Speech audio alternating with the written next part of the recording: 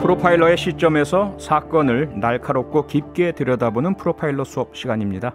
매주 저와 함께하는 수강생, MBC 라디오 북클럽 진행자이자 북튜버로 활동 중인 김겨울 작가, 오늘도 나오셨습니다. 어서 오세요. 안녕하세요. 김겨울입니다. 네, 오늘 프로파일러 수업 역시 청취자들께서 함께 참여하실 수 있는데요.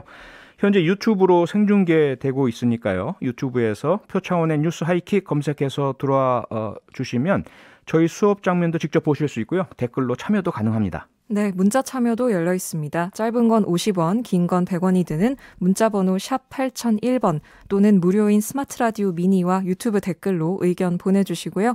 또 표디가 꼭 프로파일링을 해줬으면 좋겠다, 이런 사건이 있으시면 제안해주세요. 네, 프로파일러 수업 본격적으로 시작하겠습니다. 오늘 만나볼 사건은 무엇입니까? 네, 오늘의 사건 먼저 준비된 내용으로 들어보시죠. 지난달 서울 마포구에서 남자친구에게 맞아 혼수 상태에 빠졌던 20대 여성이 며칠 전 끝내 숨졌습니다. 예진 씨를 폭행한 건 남자친구 A씨. 이전에 다툼이 있었는지 예진 씨가 A씨의 머리를 잡아채고 이후 A씨가 예진 씨를 벽에 수차례 강하게 밀치자 예진 씨가 맥없이 쓰러집니다. 뇌출혈이 있어서 가망이 없다. 치료할 수 있는 건 아무것도 없다. 경찰은 현재 상해치사에 무게를 두고 수사를 벌이고 있습니다. 연애하다가 싸워서 폭행당해서 사망했다? 100번 1000번을 생각해도 저희는 이건 살인이다라고 생각할 수밖에 없어요. 네, 어제 저녁 SBS 뉴스에서 보도한 데이트 폭행 사망 사건이죠. 피해자 어머니께서 사망한 딸의 실명과 얼굴까지 공개했고요. 네. 그래서 상당히 많은 분들이 관심을 가지고 계신 사건인데, 일단 이 사건 내용부터 좀 정리해 주시죠. 네. 일단 폭행이 벌어진 것은 약 한 달 전입니다. 7월 25일 새벽에 있었던 일이고요. 네. 서울 마포구에서 남자친구에게 맞아서 20대 여성이 혼수 상태에 빠졌습니다. 당시 CCTV가 공개가 됐죠. 이제 둘이 이미 다툼이 있었던 상황으로 보이는데요. 공개된 피해자 황예진 씨가 A씨를 쫓아가면서 이 가해자의 머리를 잡아채는 장면이 나오는데, 네. 그러자 이 가해자가 예진 씨를 벽에 수차례 강하게 밀치면서 좀 폭력을 행사를 했습니다. 예진 씨가 맥없이 쓰러졌고, 일단은 건물 안으로 같이 들어가는데요. 이후에 다시 CCTV에 찍힌 모습이 좀 보기가 힘듭니다. 정신을 완전히 잃은 상태였고요. 네. A씨가 예진 씨를 엘리베이터에 질질 끌면서 태우는데요. 옷에 피자국이 보이기도 합니다. 응급실로 실려온 예진 씨는 병원에 도착했을 때 이미 심정지 상태였다고 하고요. 22일 동안 혼수 상태로 있다가 결국 지난 17일에 세상을 떠났습니다. 부검 1차 구두 소견에 따르면 사인은 외상에 의한 지주막하 출혈, 즉 외부 충격에 의한 뇌출혈이라고 이야기를 하고 있고요. 경찰은 현재 살인의 고의성을 확정하기 어렵다면서 들으신 것처럼 상해치사의 무게를 두고 수사 중입니다. 구속도 되지 않았고요. 네. 피해자 어머니는 단순한 데이트 폭행이 아니다, 살인이다, 이렇게 이야기를 하고 있습니다. SBS 보도에 따르면 A씨 측 변호인은 취재진에게 어떠한 입장도 표명하지 않았다고 이야기하고 있습니다. 네, 이 사건에서 프로파일러로서 주목하는 포인트는 미필적 고의입니다. 정말 이거 여쭤보고 싶었어요. 미필적 고의에 대해서. 네, 그동안 우리가 미필적 고의라는 말을 많이 들으셨고 많이 사용도 했잖아요. 네. 이러다가 사람이 죽을 수도 있을 거다라는 그런 인식이 있고요. 네. 죽어도 상관없지 뭐라는 정도의 태도가 있었다면 이것을 우리가 미필적 고의라고 하거든요. 네. 이 사건에서는 충분히 미필적 고의를 짚어볼 수 있는 그런 요건들이 상당히 많이 있거든요. 네. 그럼에도 불구하고 가해자가 불구속 상태다. 그리고 살인에 대한 검토도 하지 않고 상해치사에 대한 검토만 하고 있다는 것은 저로서는 사실 이해가 잘 안 됩니다. 네. 말씀 주신 것처럼 이 응급조치를 하지 않았는데요. 수상인명구조요원 자격증을 이 가해자가 가지고 있었던 것으로 지금 드러났잖아요. 네. 그런데 지금 응급조치도 전혀 하지 않았다는 점에서 이 살인에 있어서의 고의성, 최소한 미필적 고의가 있었던 게 아닌가라는 생각을 하게 되거든요. 네, 얼마 전에 태권도 선수가 발차기로 폭행을 해서 술집에서요. 상대방을 사망케 한 사건이 있었거든요. 네.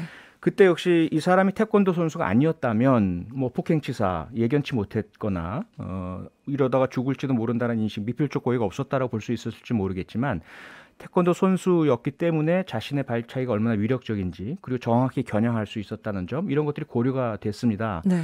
마찬가지로 이 사람이 수상인명구조 자격증을 가지고 있다라면 사람의 생명이 어떠한 경우에 어떤 요건에 의해서 손상당할 수 있는지 알고 있는 사람이었고요. 네. 그리고 응급한 상황, 출혈이 많다든지 호흡이 곤란하다든지 할 경우에는 바로 긴급 심폐소생술을 해야 한다는 것 당연히 직업으로 알고 있는 사람이죠. 네.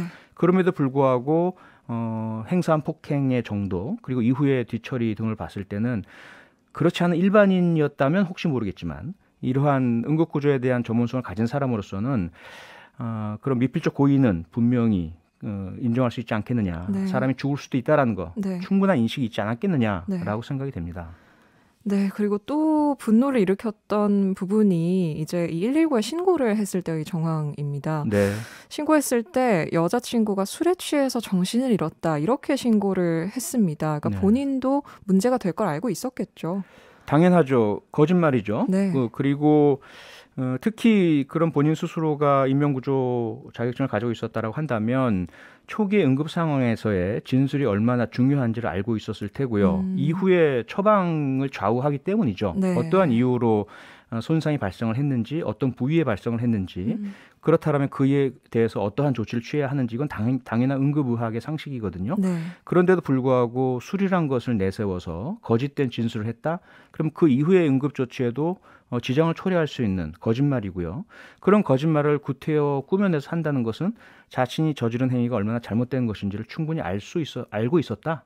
이것에 대한 반증이라고 볼 수 있죠. 네. 미니 메시지로 김송림님, 데이트 폭력 소식 듣고 소름 돋았어요. 딸이 둘이라서 걱정돼요. 이렇게 말씀 주셨고요. 6873번님, 끔찍합니다. 저도 20대 아들이 있는데 CCTV 보니까 할 말을 잃었습니다. 도대체 연인이라면서 왜 그렇게 잔인했을까요? 이런 질문 주셨습니다. 왜 그렇게 잔인했을까요? 물론 개별적 사연들 둘만의 이야기가 있긴 있겠죠. 네. 하지만 그 부분들은 뭐 대화로 아니면 정말 못 참겠으면 자리를 회피함으로써 해결할 수 있는 부분이지 이런 잔인한 폭력의 사유로는 도저히 인정할 수가 없고 인정되지도 않거든요. 네. 이건 가해자에게 있어서 분노와 공격성 두 가지의 문제가 존재하고 있다. 네. 그러면 이 해당되는 피해자나 해당되는 그 특수한 사정이 아니라 하더라도 다른 대상자에게 다른 상황에서도 유사한 잔인한 폭력이 나올 수 있는 문제가 있다고 볼 수밖에 없어요. 그래서 상당히 위험한 사람이다. 그렇게 봐야죠. 저희가 이제 매주 범죄자들을 다루고 있지 않습니까? 그래서 네. 어떤 그 범죄자들의 심리를 참 이해하기는 힘듭니다만 이렇게 매번 여쭤볼 수밖에 없게 되는데요. 그런 어떤 폭력성 외에도 뭔가 이런 피해자를 바라보는 시각이라든가 이런 것에 있어서도 문제가 있었겠죠. 다양한 문제가 존재하고요. 우선은 상대방을 존중하는 태도가 전혀 없죠. 네. 이 사안을 이렇게 들여다보면 CCTV에서도 보이고요. 네. 그리고 자신의 육체적인 힘과 상대방의 그런 체격 사이에 엄청난 차이가 있다는 걸 알고 있죠. 네. 어떻게 보자면 이 체격의 차이만 놓고 보자면 어른이 아이에게 행하는 폭력 정도라고 볼 수 있어요. 네. 그러면 그에게 나타날 수 있는 그런 충격, 트라우마, 그리고 영향 이것이 어느 정도일지를 알 수 있을 상황일 텐데 전혀 개의치 않는 모습이에요. 네. 그것은 공격과 분노 조절에 문제가 있다. 이것도 명확하지만 네. 아울러 피해자를 포함한 다른 인격에 대한 존중의 태도 상당히 심각한 문제가 있는 네. 그런 사람이라고 봐야죠. 이런 교제 폭력을 저지르는 사람들의 어떤 공통적인 어떤 특징, 유형 같은 것이 있을 수 있을까요?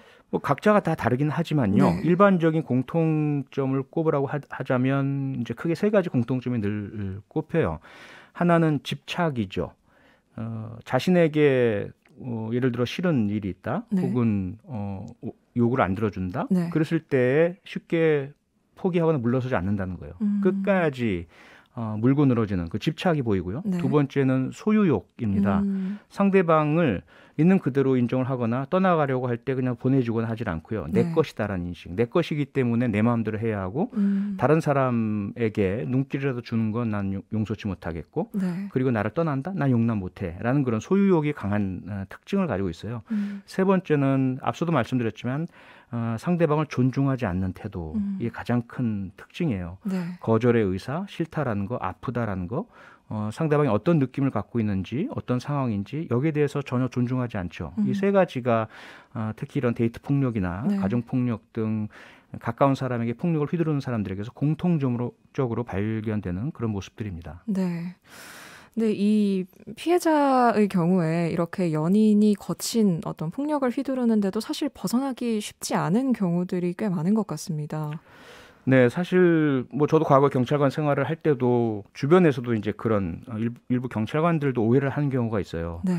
저 피해자는 매번 저렇게 가정폭력일 경우는 배우자에게 네. 또는 뭐 연인간 폭력일 경우는 연인에게 폭행을 당하는데 안 떠나. 그건 아마도 저 피해자가 폭행 당하는 걸 좋아하나 봐. 이런 오해를 하는 경우들이 주변에서 있어요. 네. 절대로 그렇지 않습니다. 네. 왜 못 떠나느냐?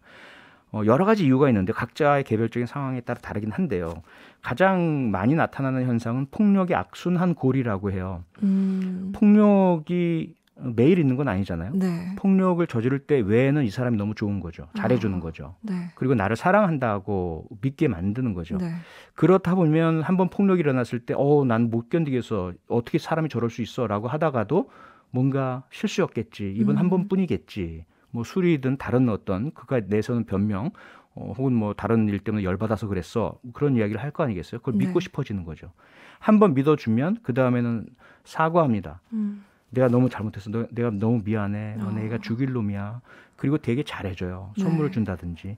그렇게 되면 오히려 그 폭력 자체가 이것만 없으면 얼마나 좋은 사람인데라는 생각 때문에 떠나지 않게 되죠. 근데 한참 또 지나다 보면 역시 또 폭력이 나오게 되거든요. 네. 그러면 그때 떠나야 되는데 못 떠나요. 다시 그 뒤에 찾아오는 흔히들 이제 허니문 피리어드라고 해요. 밀월 네. 기간이라고. 이 가해자가 피해자에게 대단히 잘해주고 뭐 사죄하고 선물 주고 네. 이 기간을 견디어 버리게 되면 이 악순환의 고리 다시는 빠져나올 수 없는 그리고 폭력만 나쁘지 이것만 빼내면 저 사람은 너무 좋은 사람이야. 그러면 어떤 일이 생기냐 하면 내가 이걸 고쳐줘야지. 나 아니면 저 사람은 안 돼. 이렇게 되면서 떠나지 못하는 경우가 많고요. 네. 그다음에 의존이 되게 되면 경제적 의존이든 관계적 의존이든 또 못 떠나는 상황들이 많이 생깁니다. 이 데이트 폭행, 교제 폭력이 벌어지고 있는지 잘 모르겠다라고 할 때 네. 본인이 판단을 할 수 있는 어떤 기준이 있을까요? 명확한 기준이 있죠. 불안과 두려움입니다. 강한 신체적 폭력이 없다 하더라도 네.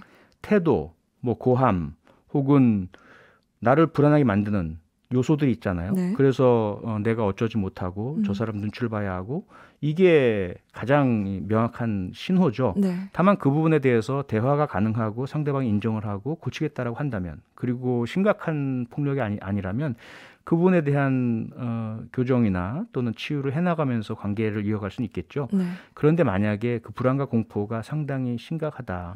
저러다 저 사람 또 어떻게 할지 모르겠어 라고 한다면 그것은 폭력이다라는 것을 분명히 인식하셔야 됩니다. 네.